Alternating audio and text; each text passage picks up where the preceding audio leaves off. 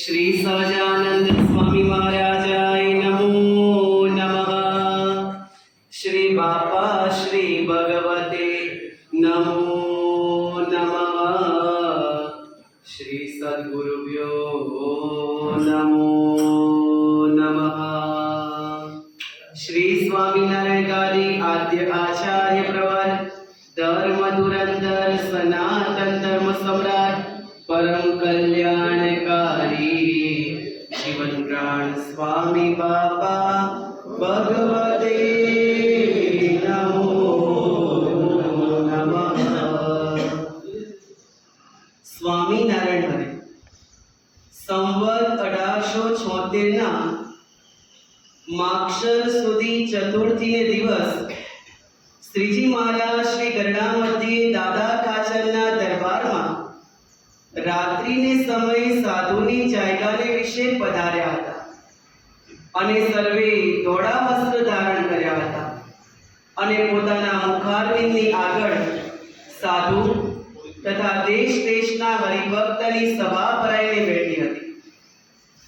પછી શ્રીજી મહારાજ બોલ્યા તે પ્રશ્ન કરો। પછી સર્વે પરમહંસોએ પૂછ્યું પણ થયો નહીં। પછી પ્રભુએ પૂછ્યું છે સર્વે સાધનમાં કયું સાધન કઠણ છે? ત્યારે સર્વે બ્રહ્મચારી સાધુ તથા ગૃહસ્થ તેમણે પોતાની સમજણ પ્રમાણે ઉત્તર કર્યો પણ કોઈથી થયો નહીં।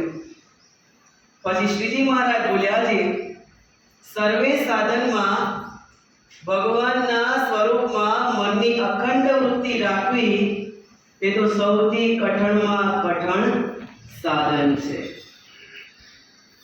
આ વાત થઈ સંવત 1876 અને આજે સંવત 2082 એનો વિક્રમ સંવત પ્રારંભ થઈ રહ્યો છે અને વાઘજીપુર મોડુંગરા બોડીદ્રા જ્યાં જ્યાં સંતો વિરાજમાન થયા છે એ સંતોએ ગઈકાલે આપણા આચાર્ય સ્વામી શ્રી महाराजને પ્રાર્થના કરી કે બાપા આવતીકાલે વિક્રમ સંવતનો પ્રારંભ થઈ રહ્યો છે, કૃપા કરી આપ ભેગા પડજો।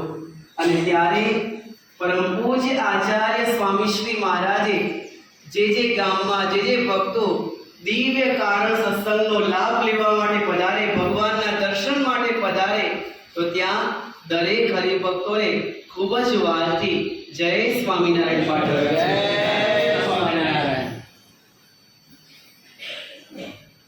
પંચમહાલ પ્રદેશની વાત કરીએ તો હરિભક્તો જાજા ને સંતો ઓછા। વાત સાચી ને? સાચી। હરિભક્તો ઝાઝા અને સંતો ઓછા, પરંતુ તમારા બધાનો ભાવ, તમારા બધાનો ખૂબ પ્રેમ અને એના જ કારણે સ્વામી શ્રી મહારાજની આજ્ઞાએ કરી અહીંયા ઓડિદ્રા મુકામે આવવાનું થયું અને વિક્રમ સંવત એનો પ્રારંભ થઈ રહ્યો છે. સ્વામિનારાયણ ભગવાન આપણને બધાને સમજાવે છે તે પ્રકારે ભગવાનના સ્વરૂપમાં મનની અખંડ વૃત્તિ રાખવી એ કઠણમાં કઠણ સાધન છે. કઠણમાં કઠણ સાધન છે ને, બાકી બધુંય સહેલું સહેલું ને. જમવું સહેલું, નવા કપડાં પહેરવા સહેલા, બહાર ફરવા જવું સહેલું, બધી જગ્યાએ કામ કરવું સહેલું, પણ ભગવાનનું ભજન કરવું એ અઘરામાં અઘરું. અઘરામાં અઘરું સાધુભાઈ, અઘરામાં અઘરું. આમ સહેલામાં સહેલું. જો મન માની જાય ને, મન મુક્ત જીવન બાપા માની જાય ને તો સહેલામાં સહેલું, પણ જો મન મુક્ત જીવન બાપામાં ન માને તો અઘરામાં અઘરું છે. માટે ભગવાનનું ભજન. નવું વર્ષ પ્રારંભ થઈ રહ્યો છે. નવા વસ્ત્ર પહેરીએ, નવા આભૂષણ પહેરીએ, નવા શણગાર સજીએ, નવી નવી જગ્યાએ જઈએ, બધાને પ્રેમથી ભેટીએ. હા, નવું વર્ષ હોય એટલે દરેક હરિભક્તો, દરેક મુમુક્ષુઓ અને દરેક મનુષ્યો બધાને હળી મળીને મળતા હોય છે. પણ સાચા અર્થમાં આપણે સાચું વર્ષ ઉજવ્યું ક્યારે કહેવાય?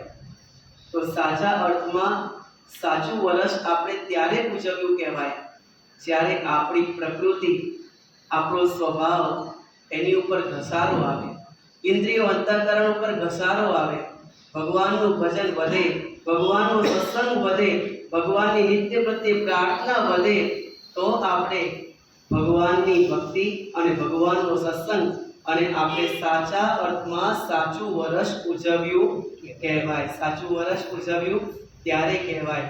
બાકી તો સવાર થાય ને સાંજ પડે છે, દિન ઉપર દિન જાય છે. જો દિન ઉપર દિન જાય છે ને, ક્યારે ગડરા થઈ ગયા કાંઈ ખબર પડે છે? કાંઈ ખબર પડતી નથી. માટે સાચું વર્ષ ત્યારે ઉજવ્યું કહેવાય કે આપણે ભગવાનનું ભજન, ભગવાનનો સત્સંગ આપણા જીવનમાં વધારીએ અને કામ, ક્રોધ, લોભ આદિ જે સ્વાભાવિક પ્રકૃતિ છે એની ઉપર ઘસારો આવે તો આપણે સાચા અર્થમાં નવું વર્ષ ઉજવ્યું કહેવાય. આપણે સાચા અર્થમાં નવો ગણવેશ, નવો પરિવેશ, નવા કપડાં, નવા વસ્ત્ર આભૂષણ તે આપણે પહેર્યા કહેવાય. માટે આપણે બધાએ સાથે મળી ભગવાનને પ્રાર્થના કરીએ કે પ્રભુ, અમે સાચા અર્થમાં સત્સંગ નવું વર્ષ તો ઉજવીએ કે અમે અમારા જીવનમાં રહેલા કામ, ક્રોધાદિક સ્વભાવ એની ઉપર ઘસારો આવે. બાકી 80 વર્ષ થાય તો એ સ્વભાવ ઉપર ઘસારો આવતો નથી. આવે છે 40, 50, 60 થયા, સ્વભાવ વધે છે કે ઘટે છે? વધે છે ને ભક્તો. અનુભવ છે ને દરેકને. હૃદય ઉપર હાથ મૂકો, વધતા જાય છે સ્વભાવ. દરેકને સ્વભાવ વધતા જાય છે. પણ આપણે વર્ષ જેમ જેમ વધતા જાય તેમ તેમ ઇન્દ્રિયો, અંતઃકરણ, સ્વભાવ ઉપર ઘસારો આવવો જોઈએ. અને ઘસારો આવે તો ભગવાન અને મોટા પુરુષ આપણી નિકટ નિકટ અને નિકટ, નજીક નજીક અને નજીક વિરાજમાન. બસ આજે તો થોડામાં ઘણું માની લેજો. શું? થોડામાં ઘણું માની લેજો. અને ઘણું કરવું હોય તો મોટું મેળા પધારજો. બધાને વેલકમ છે. ઘણી ઘણી વાતો કરશું, ઘણો સત્સંગ કરીશું, પરંતુ થોડામાં ઘણું માનજો. પરંતુ થોડામાં ઘણું બધું કહેવાય ગયું છે. સુખને સુખી બહુનામ. બધાય તમે જ્ઞાની છો. હવે પંચમહાલ અજ્ઞાની નથી. શું? પંચમહાલ જ્ઞાની પ્રદેશ છે, જાણીતો પ્રદેશ છે. દરેકને સાયકલમાંથી બાઇકમાં ને બાઇકમાંથી ગાડી પર ચલાવનાર ગયા હોય તો આપણા મુક્ત જીવન બાપા. બસ એક નિષ્ઠા રાખીએ, એક ગુરુ પ્રત્યેની નિષ્ઠા રાખીએ. અને બીજી એક વાત કરીએ કે નવા વર્ષની અંદર એક પ્રતિજ્ઞા.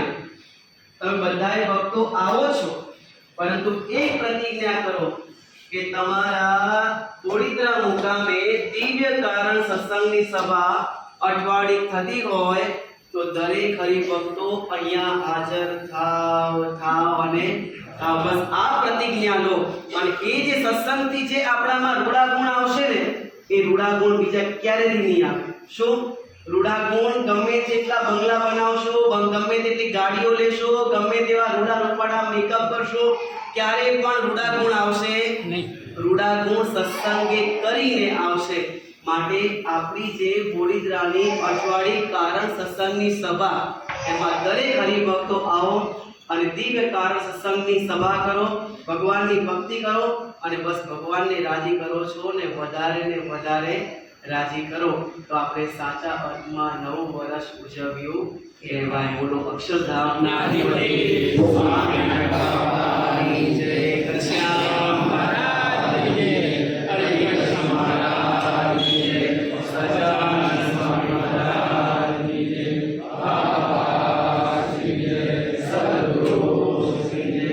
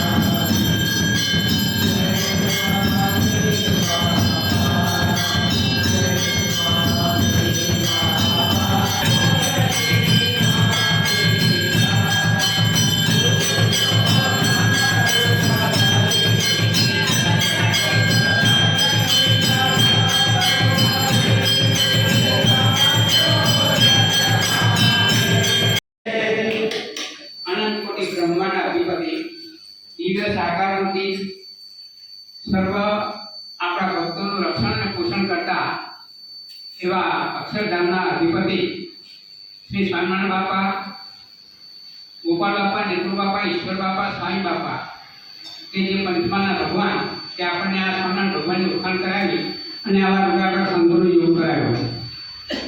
પાર્ષદ થયો અને અહીંયા નવા વર્ષે મંદિરની અંદર વિરાજમાન આ મુક્તાત્માઓ, સ્ત્રી અને પુરુષ મુક્તાત્માઓ આપ સર્વને નવા વર્ષે જય શ્રી સ્વામિનારાયણ પાઠવે. આપણને આ ભગવાન મંદિરમાં વિરાજમાન છે 11 વર્ષ ચાલે. ગઈ સાલ ઉત્સવ થયો અને આજે પણ આ બેસતા વર્ષના દિવસે એનું કહ્યું ને સત સ્વામી કે ભક્તો જાજા અને સંતો ઓછા, પણ છતાંય આપણી બધાની પ્રાર્થના સ્વીકારીને જયેશભાઈને કહ્યું કે ભલે આરતી કરીને પણ સંતો પાછા વધારે, પરંતુ એટલે આપણી પ્રાર્થનાનો સ્વીકાર કરીને સંત મહાનુભાવો વધારે સાહેબને તાળીઓથી વધારે લે છે.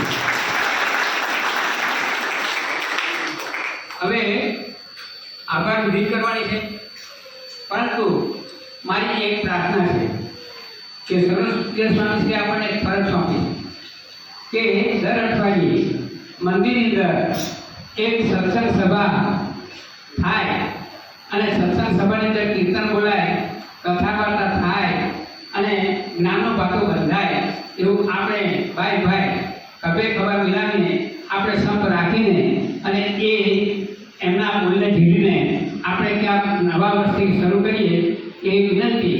બીજું, ગયા વર્ષે કદાચ ને મારાથી મારા ઘરમાં, કુટુંબમાં, સગામાં, સત્સંગમાં અવિવેક થયો હોય, કોઈ વિરોધભાસ થયો હોય, અગર મનદુખ થયું હોય તો આજની તારીખે હું તમારા બધાની ક્ષમા યાચના કરું અને આજથી મારે કોઈની જોડે પણ વ્યાજ નથી, કારણ કે અંતિમ પડાવ છે મારો. 87 વર્ષ થયા છે એટલે મારો વિરોધી હોય કે ના હોય પણ એના પ્રત્યે કટુતા ન રાખવાની મારે આજે પ્રતિજ્ઞા છે કે ભગવાન એનું પણ સારું કરે અને સર્વત્ર સુખીના સંતુ, સર્વે સંતુ નિરામયા, સર્વે બધાને પૈસંતુ, એ જ વૃત્તિ સાથે સૌ મને માફ કરશો એ પ્રાર્થના સાથે અને સંતમાં વધારે છે ત્યારે ફરીથી કાર્ય વધારીએ એનો ખૂબ ખૂબ આભાર માની અને મારા માનની વિરામ આપું. જય સ્વામિનારાયણ.